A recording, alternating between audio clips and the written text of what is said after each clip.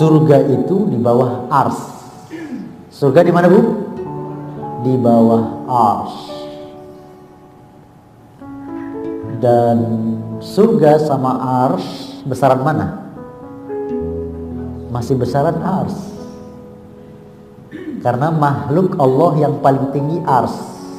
Di atas ars baru ada Allah. Dan Allah di atas seluruh makhluknya. Di bawah makhluknya Allah termasuk kursinya Allah, arsnya Allah, surganya Allah, semuanya bergantung dan butuh kepada Allah. Jadi tidak benar kalau dikatakan Allah di atas ars itu berarti Allah duduk-duduk di atas ars. Itu penafsiran yang keliru dari filsafat yang sesat dan menyesatkan. Ya. Sekarang kita lihat penjelasan sebagian ulama dari kitab Syarhul Aqidah At-Tahawiyah. Ars adalah singgasana yang memiliki beberapa tiang yang dipikul oleh para malaikat. Tadi dalam riwayat yang lain tidak dibawakan di sini. Tiangnya ada 4, malaikatnya ada 8. Ia menyerupai kubah bagi alam semesta. Kubah itu seperti apa sih, Bu? Seperti tenda ya. Jadi semua alam semesta dinaungi oleh ars. Ars juga merupakan atap seluruh makhluk. Ars Allah dipikul oleh para malaikat dan jarak antara pundak malaikat tersebut dengan telinganya sejauh perjalanan 700 tahun. Lihat itu kayak apa besarnya malaikat. Ibu-ibu pernah dengar ada alat transportasi bisa terbang 700 tahun? Belum pernah ada, yang setahun aja belum ada itu. Kalaupun ada, kebakar. Iya. Mana dalilnya? Rasulullah SAW bersabda, "Udzina li an ahaddisa an malakin min malaikatillahi min hamalatil arsh innama baina syahmati uzunihi ila atikihi masiratu sab'i mi'ati am." Telah diizinkan bagiku untuk bercerita tentang sosok malaikat. Maksudnya seorang malaikat dari malaikat-malaikat Allah Azza wa Jalla yang bertugas sebagai pemikul ars. Sesungguhnya jarak antara daun telinganya sampai ke bahunya, kalau kita berapa? Setengah jengkal ya? Ya setengah jengkal ya, Bu ya. Sesungguhnya jarak antara daun telinganya sampai ke bahunya adalah sejauh perjalanan 700 tahun. Luar biasa, kayak apa besarnya? Ya, 700 tahun.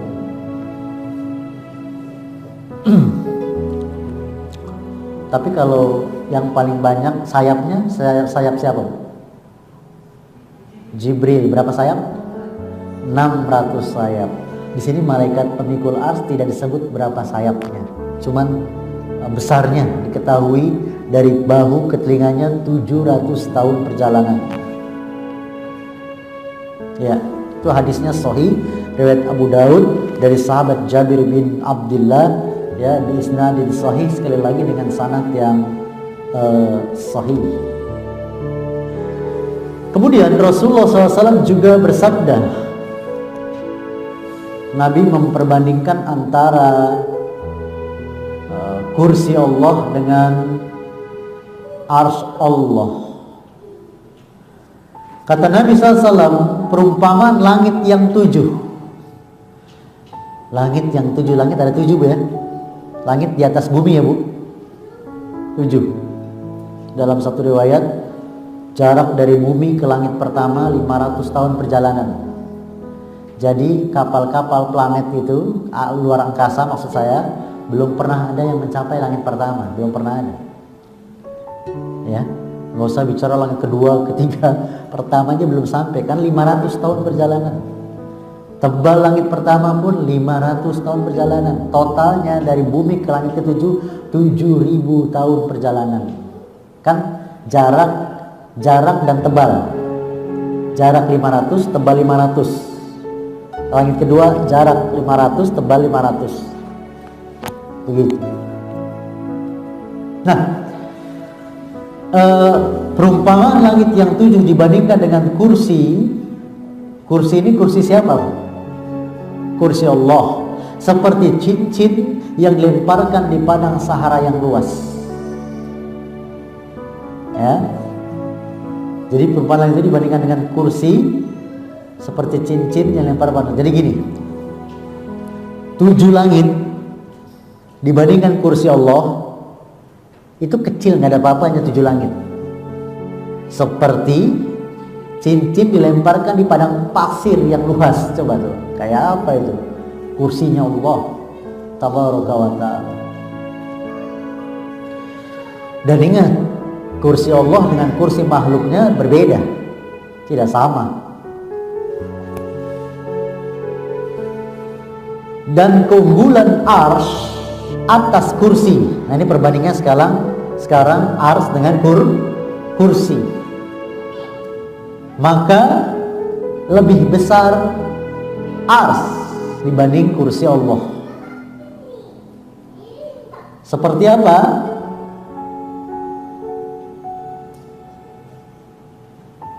Dan keunggulan arsy atas kursi seperti keunggulan padang Sahara yang luas itu atas cincin tersebut, sama. Jadi arsy lebih besar dari kursi.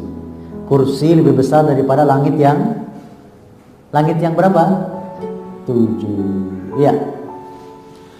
Itu hadisnya sahih riwayat dari Muhammad bin Abi Syaibah dari sahabat Abu Dzar Al-Ghifari radhiyallahu anhu. Disahihkan oleh Syekh Albani rahimahullah taala dalam silsilah ahadits as-sahihah. Hadis riwayat Ibnu Abi Syaibah, lebih dikenal dengan Muhammad bin Abi Syaibah, ya. Sahih dari sahabat Abu Dzar Al-Ghifari. Yang perbandingan tadi itu ya Bu ya. Adapun tentang kursi, kita sering baca dalam surat Al-Baqarah ayat 255 yang terkenal dengan ayat kursi. Wasi'a kursiyuhus samawati wal ard. Kursinya meliputi langit dan bumi. Lihat itu. Berarti langit dan bumi dengan kursi Allah besar mana? Kursi Allah. Kursi Allah dengan arsy besar mana? Arsy Allah. Jadi kalau ada pertanyaan, sebutkan makhluk Allah yang paling besar. Jawabannya arsy Allah.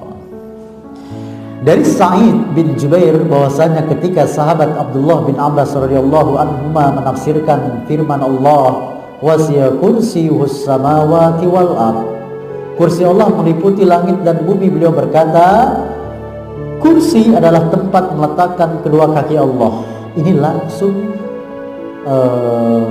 penafsiran dari Abdullah bin Abbas, sepupu Nabi sekaligus ahli tafsir zaman Nabi. Sedangkan arsy tidak ada yang dapat mengetahui ukuran besarnya melainkan hanya Allah Ta'ala. Sahih riwayat Tabrani, ya. Juga Imam Hakim disetujui oleh Az-Zahabi dan ulama-ulama yang lainnya. Terakhir Imam At-Tahawi.